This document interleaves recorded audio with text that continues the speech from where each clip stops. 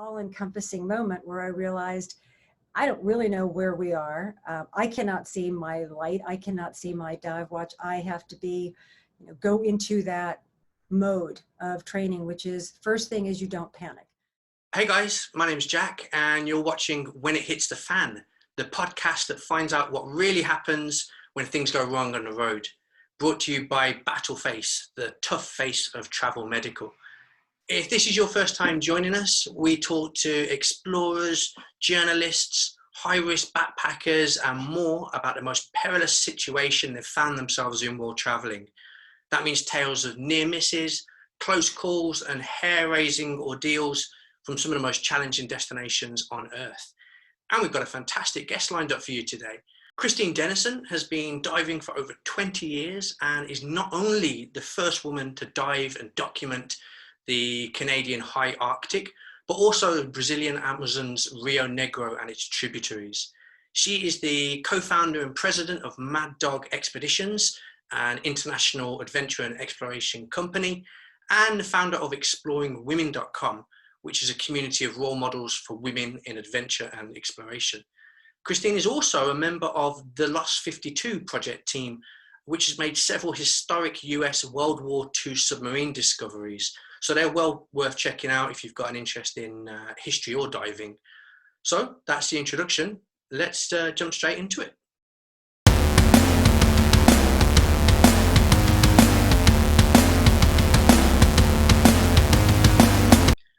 Christine, thank you so much for joining us this afternoon. How are you? I'm good. How are you? It's great to be here. Thank you. Absolutely. And I hear you're still, unfortunately, in the middle of a heat wave in New York. Is that right?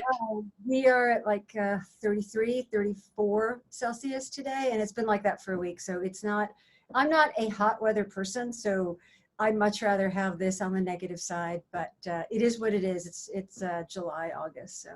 Yeah, absolutely. And as I understand it, then your tale of a kind of close call also takes place somewhere with a very warm climate. Do you want to kind of tell us what happened? Give us some background there? Sure. Again, the expeditions that I run are technical.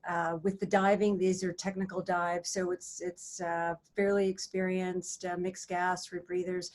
We were diving, this was early on, I would say, in my career, and one of the expeditions was to a wreck, the deepest wreck in the Caribbean called the Bianca Sea.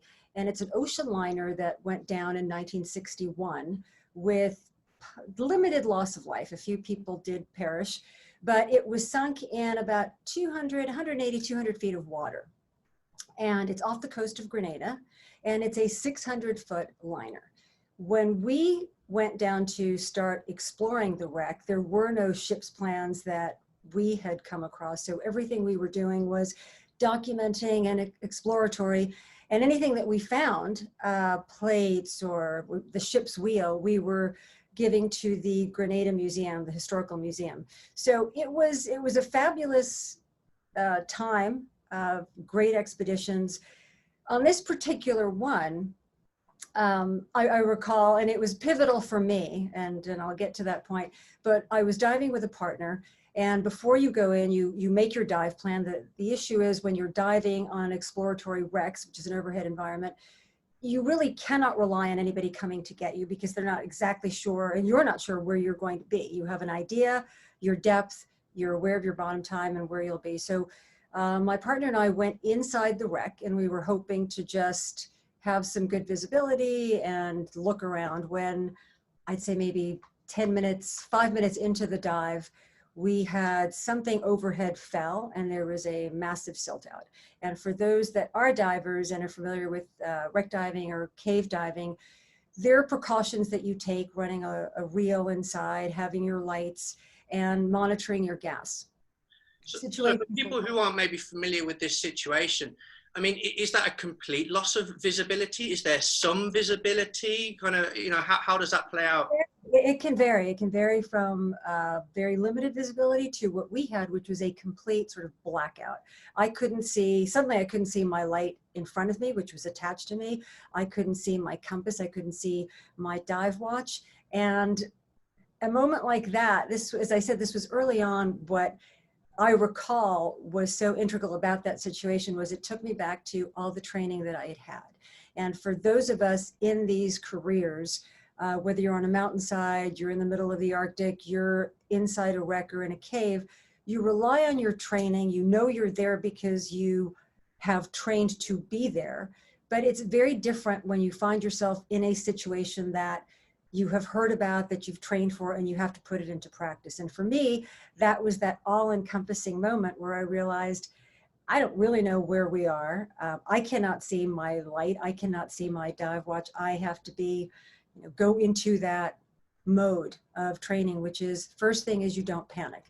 Monitor your breathing. So I didn't go through all my gas, and just sort of sit out and wait and go through all the different scenarios. And I remember clearly that what was probably 5 minutes felt like an hour.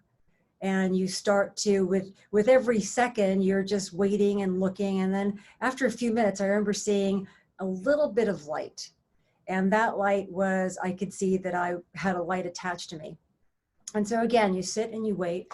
And after, I think it must have been at least 5 minutes, I was able to see the line that I had come in with. And my partner was on the other side of that. And he'd been there. We just sort of, you stop and you assess and you stay still, because inside the wreck, there is no real running current. So everything that, if you silt out, you silt out. And that was a really important moment in my diving career, because it took me back to the importance of knowing what you're doing, why you're there, your training, relying on your training, and also recognizing really what you're made of. A lot of people don't know, including myself, what you'll do in a situation like that. And you can plan for it, but you really don't know until you're there. Yeah, absolutely. I think it's interesting the fact that you talk about the first response being not to panic, because this is in some ways such a human reaction to go into panic mode, fight and flight or whatever it is. But this, I guess, is the enemy of clear thinking, and it's the enemy of following your training in a situation like that. It is, and being very respectful of all of those that have been in situations and not come out of them. You don't know what happened. There is a situation for everyone at some moment in time, given that we do this day in and day out, or we do this as a profession. Everyone has a tale. And luckily, if they're telling it, they came out on the other side, so that's a good thing. But it really is very important to recognize that some people, it really changes their perception of what they're doing, where they won't go back and do it, or they'll avoid that type of situation. I learned a great deal about myself moving forward in that I didn't panic. I recognized the dangers. And I also recognized how fortunate I was that I have always surrounded myself with the best people that I believe are my role models, and learning from them. And I do remember thinking about all those things that I had been taught, all those situations that I had been prepared for. And now it was sort of, it's on your lap to do what you believe is the right thing to do. And it was a pivotal moment. And I think everybody has one, and every story is different, clearly. But for me, it was also very important to recognize, as a woman, to not be embarrassed if you're uncomfortable. I didn't have an issue going back into the wreck.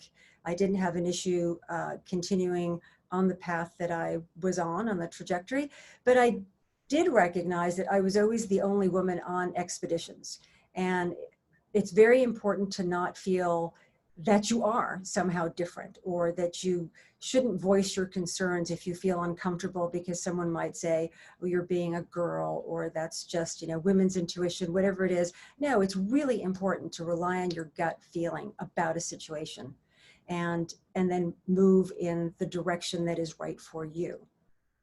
So, I mean, I'm guessing this incident, actually kind of instilled you with a certain level of confidence that, okay, if something like this does happen, whatever it is, of course, silting up is one scenario, but there are many with, technical diving, that you have the ability to kind of handle it and move on. And of course, you wouldn't wish this incident on any diver because it's obviously very dangerous. But I guess in some ways, it's a watershed moment in terms of saying, okay, I move on from that, and actually I'm a stronger diver now who's more aware of my capabilities and how I react, under pressure. And there's no amount of training that really can prepare you for that, initial panic response, because it can only be brought on in a real world scenario.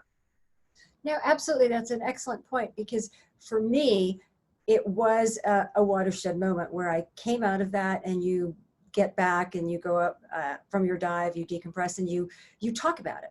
And my partner and I had very different, I was calm, but he certainly had been in that situation before.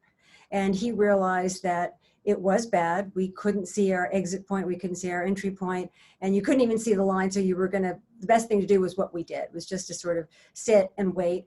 And I remember he, being a much more experienced diver, was very pleased that I didn't panic, and I didn't try and get out or move around, because that would have made it worse. There's the more self that you create if you start moving around and thrashing about and all that. So it gave me tremendous confidence, but it also reminded me of the importance of training and not taking anything for granted. And no matter how good you think you are not in an environment that is necessarily friendly, or an environment that you should really be very,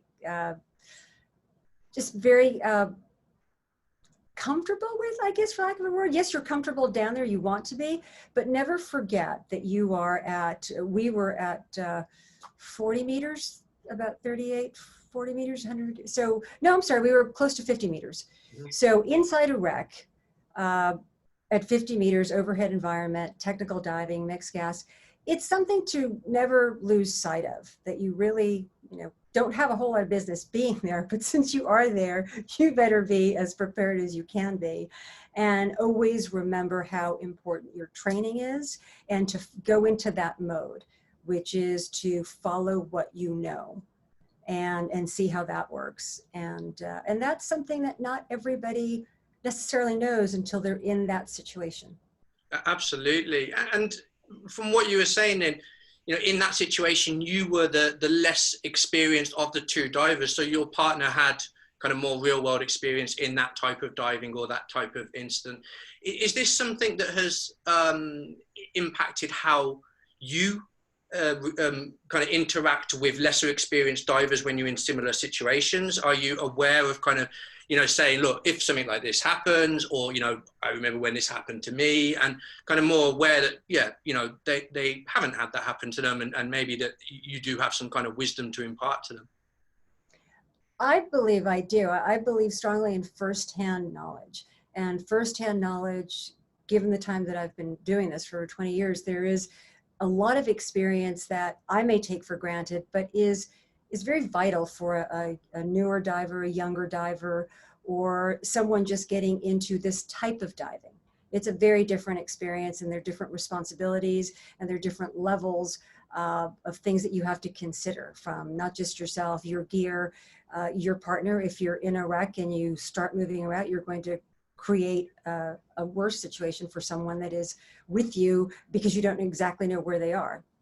So you don't want to stir up more inside a wreck. And these are all lessons that I try and impart as needed. If someone asks me, or they, need some mentoring, I'm always happy to have them recognize that I am aware of my mistakes. You learn through your mistakes, ideally, and hopefully you live to tell, to talk about them.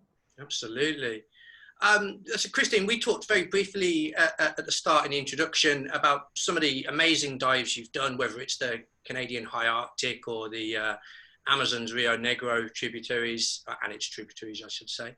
But there must be a few other spots out there that you're still kind of very keen to explore, places you haven't been to yet. So we asked you, obviously, before the podcast to think of 3 places that are kind of on your exploration bucket list. What have you got for us?